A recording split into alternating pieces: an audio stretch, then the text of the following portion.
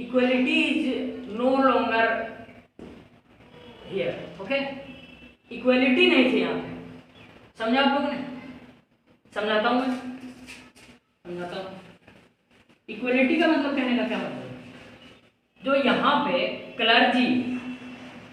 Clergy और nobility जो थे, उनका जो 300 मेंबर का वोट था वो इक्वल टू 300 माना जाता था, हियर ऑल्सो, हियर ऑल्सो। लेकिन कॉमन पीपुल जो 600 पीपुल थे, 600 पीपुल थे ना, तो उनका ऑल का वोट ओनली 1 वोट माना जाता था।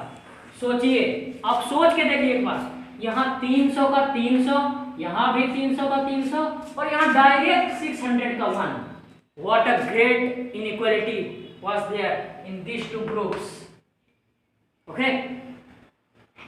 So these were the majority. Why? Because these 300 and these 300, 600 vote. Okay?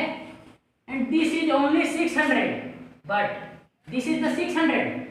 But the vote is only 1. So this is the majority.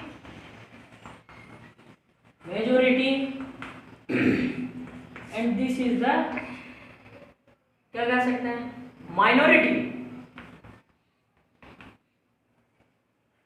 Minimum members of group, minimum votes of group, and here majority number of group and the majority vote of group, okay?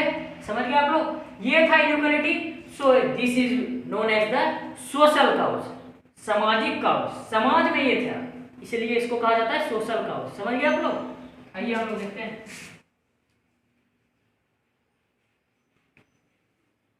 1789 में ये meeting बुलाई गई थी, और जो last meeting थी states body की, states general की, वो थी 1614। क्या थी? 1614। ये आ सकता है ऑब्जेक्टिव में, इसको ध्यान रखिएगा। This was the last date of coming of the meeting of the States General, and after this 1789 we discussed here. हम लोगों ने यहाँ पे डिस्कस किया। अब आइए देखते हैं, सोसाइटी का स्ट्रक्चर देख लिया, कैसे सोसाइटी बटा हुआ था वो देख लिया, सोशल काउज देख लिया, जो पहला काउज था रिवॉल्यूशन का। Second cause economic. इकोनॉमिक क्या होता है? इकोनॉमिक मतलब अर्थव्यवस्था। किसी भी देश की इकोनॉमी हम कह सकते हैं जिसके पास टेक्नोलॉजी है वही डेवलप करता है। आइए देखते हैं economic cause.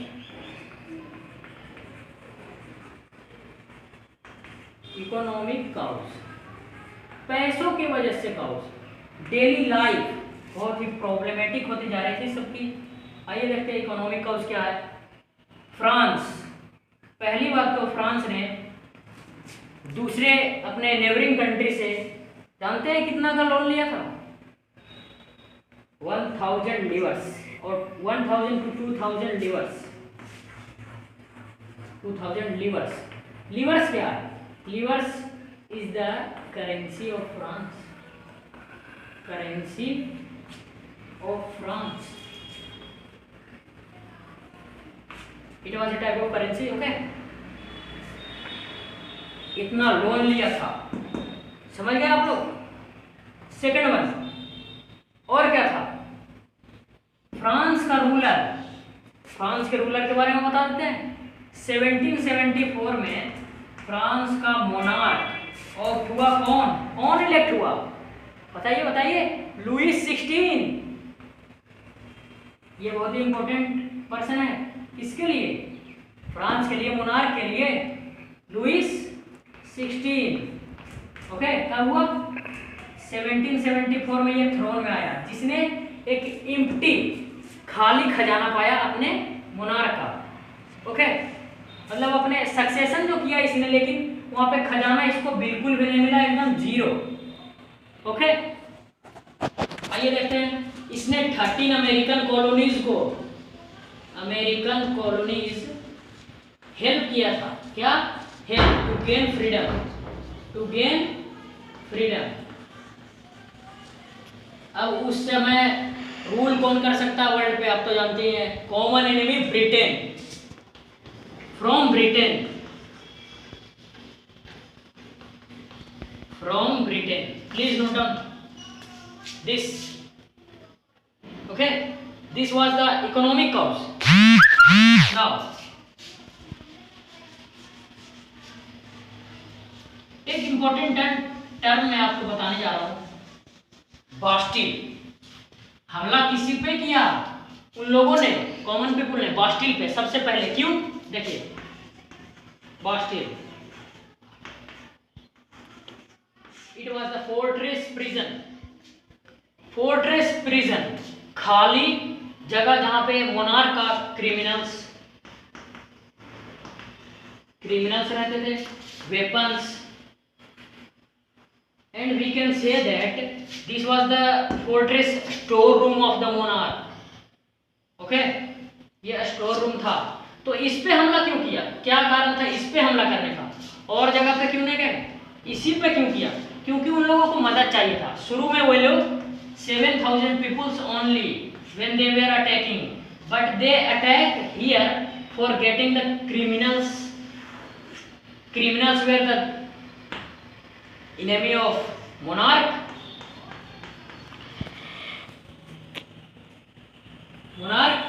so they were the friend of common people। कहा जाता है ना भाई, दुश्मन का दुश्मन दोस्त होता है, कहा जाता है ना, दुश्मन का दुश्मन दोस्त होता है। तो आइए देखते हैं, ये अगर इसका दुश्मन है तो इसका दोस्त हुआ ना, ये इसका दुश्मन, ये इसका दुश्मन, तो ये दोनों दोस्त हो गए। यहाँ से इनको इनकी हेल्प मिलती पीपल को, और यहाँ से इनको और क्या मिलता? वेपन। खाली हाथ तो लड़ा नहीं जाता, कुछ तो चाहिए ना, तो क्या चाहिए? वेपन्स चाहिए, हथियार चाहिए, ओके। तो इसीलिए बास्टिल पे हमला किया। एक और टर्म बताता हूँ मैं, ये सब इंपॉर्टेंट टर्म बता रहा हूँ, याद रखना भाई, इंपॉर्टेंट है। टीथ, ये टीथ में भाई, ये टीथ देखते हैं, टीथेस, it was the tax, name of the tax that was paid by the common people, paid by the common people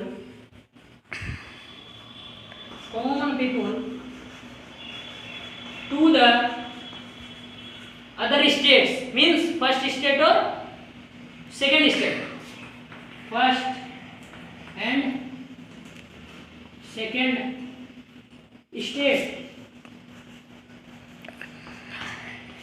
okay। now taille देखते हैं, टेली ये क्या है? This was the, what was this? The tax that were paid to only the church, जो सिर्फ church के लोगों को पे किया जाता था, मीन्स क्लर्जी के लोगों को। आइए देखते हैं, अब हम लोग देखेंगे ओल्ड रेजिम। ओल्ड रेजिम क्या? ओल्ड रेजिम क्या है? ये ओल्ड रेजिम, ये क्या है?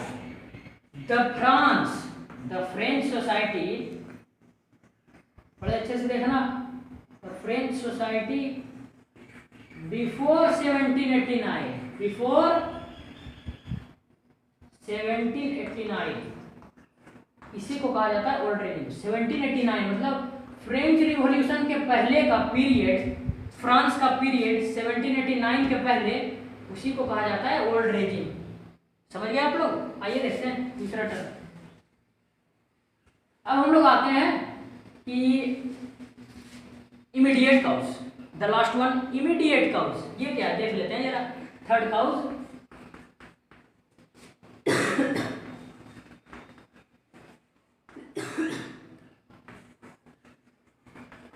What is immediate cause? बहुत ही जल्द, ग्रेजुअली, अचानक अकर होने वाला काउज कहते हैं इमीडिएट काउज। तो ये क्या था? यही तो था र्यूमर्स। अचानक क्या स्प्रेड हुआ था? र्यूमर्स ही तो स्प्रेड हुआ था। तो यही है इमीडिएट काउज। समझ गए? आइए देखते हैं नेक्स्ट में। अब देखते हैं इसका क्या हुआ, इसका प्रभाव क्या पड़ा फ्रेंच के पॉलिटिशियन ग्रुप और फ्रेंच मोनार्क पे क्या प्रभाव पड़ा इस पे। आइए देखते हैं। फ्रेंच सोसाइटी जो यहाँ पे थी वो बहुत ही डिफरेंट ग्रुप्स में बटी हुई थी, सोसाइटल चेंज भी लाना चाहते थे वो कॉमन पीपुल की ग्रुप। अब now after this all over this discussion we went to the survival is a problem. Survival is a common problem. What is this? Survival is a common problem. Why? Because in 1915 the French population is 23 million. Okay. But in 1789, sorry, 1915 no, 1750. But in 1789 it was rose to 28 million. तो जो दोस्तों अगर population increase करेगी तो उनकी demand increase करेगी, demand increase करेगी तो मनी तो चाहिए ना, जो कि मोनार्क के पास उतनी मनी थी नहीं, उसने पहले से लोन ले रखी थी। ये रोज हुई राइस, व्हीट, फ्लोर, आटा, ये सब बहुत ही कॉमन चीज है। फूड इसे कहते हैं फूड। ये नहीं मिल पा रहा था वहाँ के कॉमन लोगों को आसानी से, उन लोगों को बहुत ही मेहनत करनी पड़ रही थी। क्यों मेहनत करनी पड़ रही थी? जैसा कि हमने पहले डिस्कस कर लिया। Okay, now we will go to the क्या middle class. Who were the middle class? Middle class were not the particular group, it was the group of common people who were against the monarch. See this middle class who were never given equality, not political right, no any right, no the life of freedom, no any right to vote. These were the some of rights that were not given to this group and the common people of group. Now see this, they were against the, किसके against में थे? Monarch के against में थे। वे लोग नहीं चाहते थे कि यहाँ पे मोनार्क रहे। उन लोगों ने मांग किया, किसका मांग किया? किसका मांग किया? Constitution, a democratic country, democracy की मांग की, लोकतंत्र, ना कि राजतंत्र। डेमोक्रेसी का मतलब लोकतंत्र, लोकतंत्र मतलब वहां के लोगों के द्वारा राज किया जाना। पीपुल के ग्रुप जो कि by the people and for the people, representative चुने जाए तो लोग के द्वारा, एंड द लोग को ही चुना जाए जो उन लोगों के लिए सही है, सही डिसीजन ले सके, आने वाले समय में उनका साथ दे सके, ना कि मोनार्क की तरह जो उनका साथ ही ना दे, सिर्फ एक पर्टिकुलर वंश को साथ दे, वो पूरे समाज को एक साथ लेके चलेगा। वही है डेमोक्रेसी, वही है लोकतंत्र।